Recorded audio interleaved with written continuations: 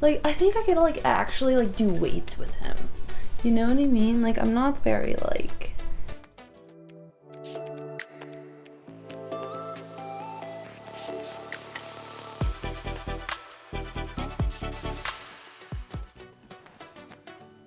Oh, I don't want you in for this.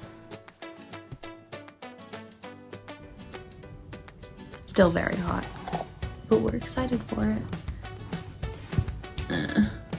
Hey guys, so welcome back. We got our coffee ready to go. Well, this isn't coffee, but it's tea, same thing. I like tea. Caffeine. This week we are going to be going back to racing related things, and I got some feedback. Why?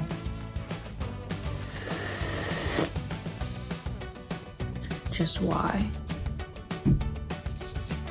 Okay, we're gonna put that down for now. But I got some feedback, and from what I heard back, I think a lot of people want to hear about different terms.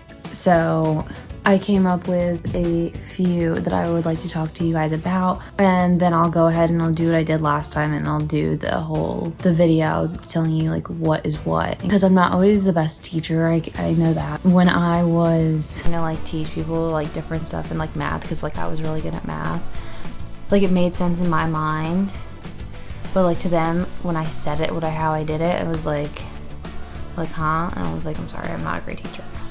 So the video will be my backup in case you guys don't understand. The first one I want to go over with you guys is at the finish line, top end, whatever you want to call it. I like to say, I call it driving top end. Like that's just what I said. Like, so at the finish line, I mean, it can be anywhere on the track really. I guess depending on where your opponent's at, or what your game plan is, but it's basically just getting on and off the gas. Some people use their brakes. I've never used my brakes in the big car. I used it in the junior, but never in the big car. I've seen a lot of accidents happen that way, and I'd rather lose a round than lose the race car. That's ironic. It's basically just getting on and off the gas like as quick as you can. It's just like a quick little thing. It's literally like here's your foot on the pedal and you're just going. And then, I mean, if you know you need to kill some more, you can like slower. Does that make sense? Like that, you're not killing too much, but you're killing, like if you know you need to take a little bit, you just do it twice, like something like that. Or you can just do like one longer one if you know they're further behind you. Again, this all comes with experience. You just kind of have to learn like the noise and what it looks like when somebody is next to you.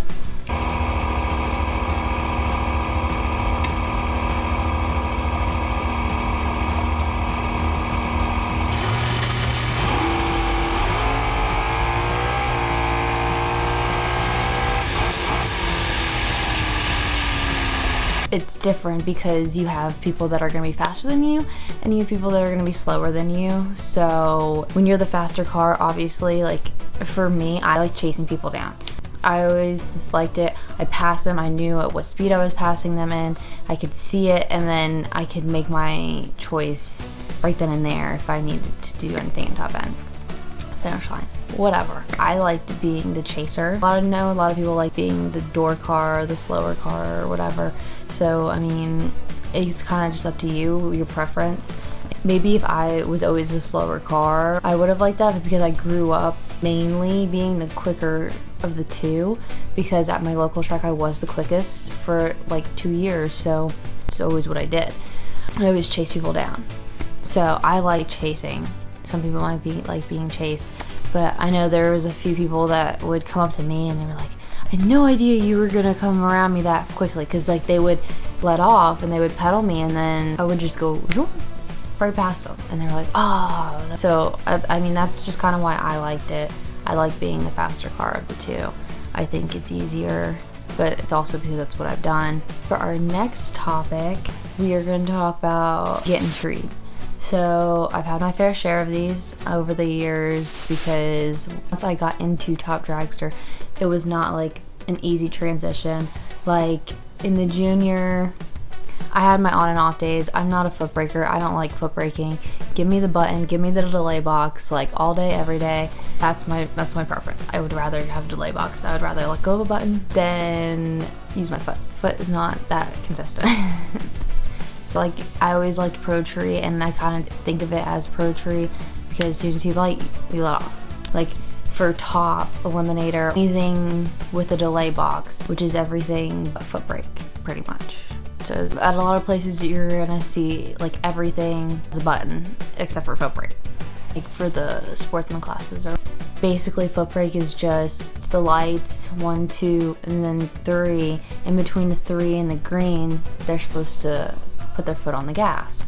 Well, for me, because I had the delay box, I had a trans brake, so I had my button on the trans brake, and you can see my fingers on the trans brake, and I like let go, which it's a very quick movement because you're like boom, you let go of the trans brake. As soon as you see the first yellow bulb, you have your pre-staged, your stage, your opponent's pre-staged and staged, and your lights start coming down. So as soon as you see that top light, because your top lights are going to come on together no matter if you are 2 seconds difference, your top bulb is going to come on at the same time. And that is what I meant with the whole computer thing last time. With the tree and with your delay box and your opponent's delay box, it all connects together, and that's how it does that, because it has the 2 go on at the same time. And then say I'm in the left lane. No, this is left. This is right. Yeah. Say I'm in the left lane. I'm going a 430. The guy in the right lane's going a 460. So pre-stage, stage, and then our bulbs are gonna come on at the same time, but his is gonna go and then mine's gonna go. Or it might be more like on and then 1, 2, green, 1, 2, green. Like we don't even have to go on at the same time, just depending on how slow or quick or close in time we are for our dial-ins. When you were getting treed, or when you got treed, basically you're trying to get a perfect light each time, which is a 0, 0, 0. 3 zeros, 0.000. And you're trying to get as close to that as possible without going red. That's mainly the whole point. It's like a game. It's like a game on your phone. You're just trying to get that sweet spot. Like, you know those things where you have to like get it, kind of like that jackpot game. It goes in a little circle, you know, but you have more control over it, but you have to like stop it. That's pretty much, yeah. You have to hit the button to stop it, but like the jackpot is like right here. And it's like very slim, where the other ones are like big. That's pretty much what it is. I don't know if that makes sense to anyone else. This is what I'm saying. It makes sense in my mind. So that's what it is. It's very slim chance that you're gonna be triple O every time. But I mean, if you can, it's possible. Sometimes you go red. Okay, you're already done. Treed is when, say the guy that's going 460, he cut a 002 light, which is 0.002 off of the perfect light that we're looking for. Say I got a 0.30. Okay, well he's 28 better on the tree than me. I mean, for me that's kind of treed. You're kind of screwed. Like, unless he can't run his number at all, then you done. That's pretty much what treed means. It basically means that you got your butt handed to you because the guy didn't give you any room to do anything. Like, there was no coming back from it.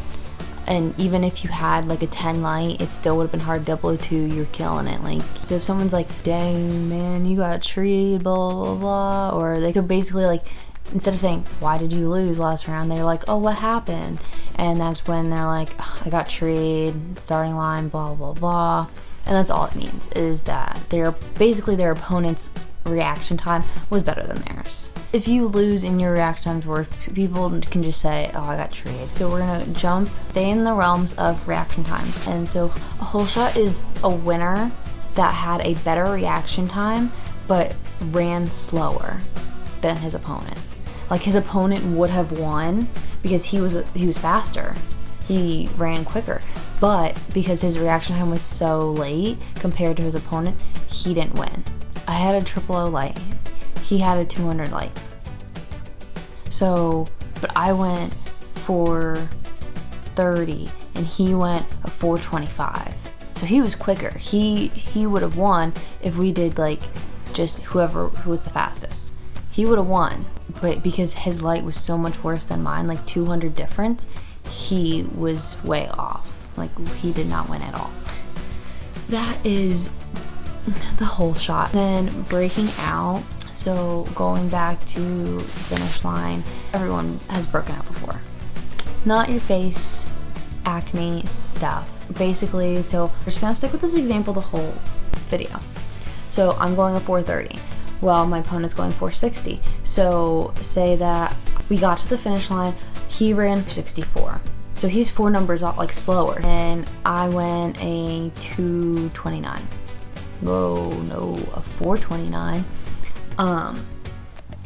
So yeah, he was a lot slower and I beat him to the finish line, but because my dial-in, I said it would be 4.3 seconds. Because it took me 4.29 seconds, disqualified, that's breaking out. Basically, you're going faster than what you said that you were gonna go.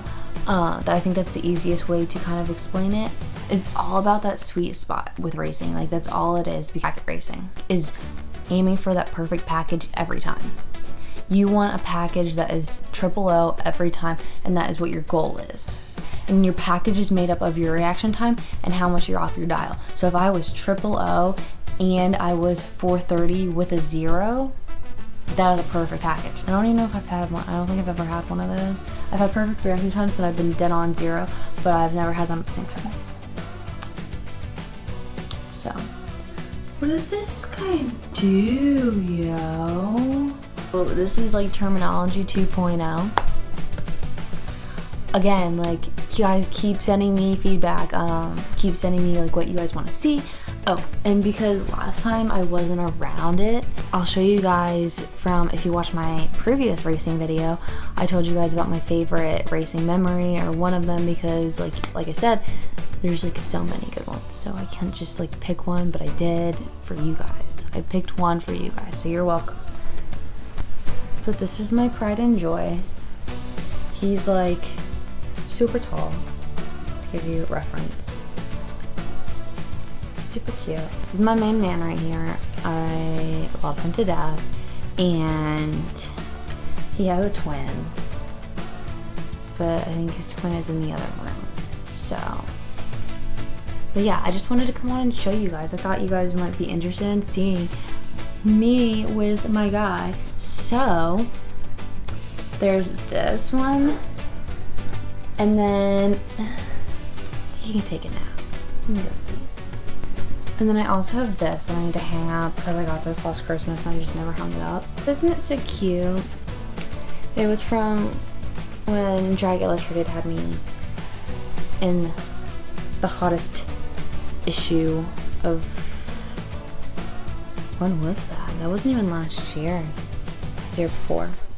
Yeah, because it was my 2018 season where I got that man and his twin. But I absolutely love it. I found out that people could do that. Had no idea. I adore it. I just need to go hang it up. And I really appreciate what they did with this article because I think it turned out really well. And this was the start of me.